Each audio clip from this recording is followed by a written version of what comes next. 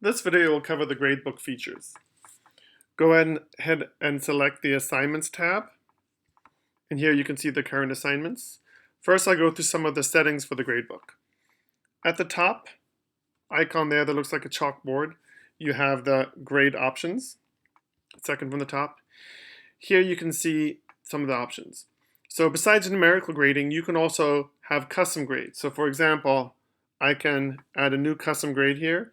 I can call it, let's say, done, and we'll call that 100%.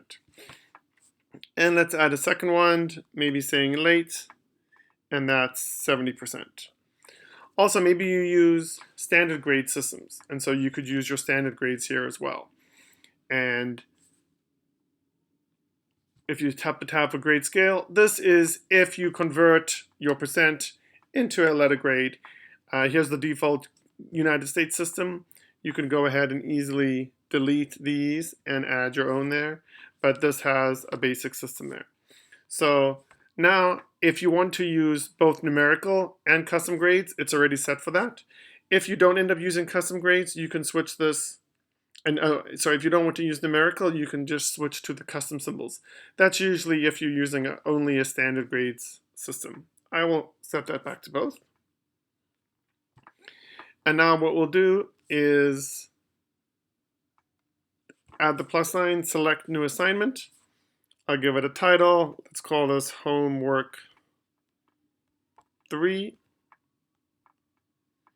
You could add a description if you want. The points, we'll make it 20.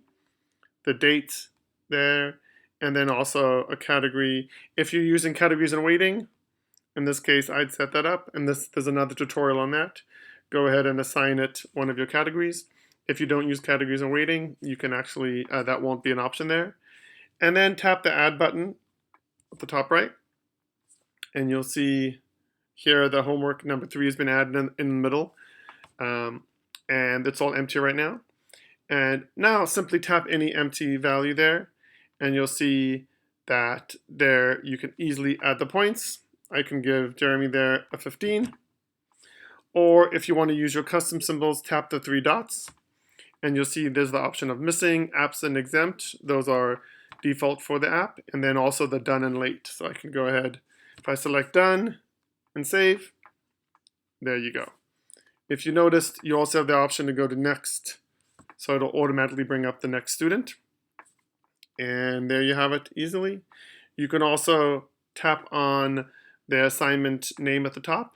There's an autofill option, so you have the choice of adding maximum points, no points, and the other options there to very easily fill in everyone else. So let's say all the other students are late or not there today. You can add the missing or the absent, and that's one way.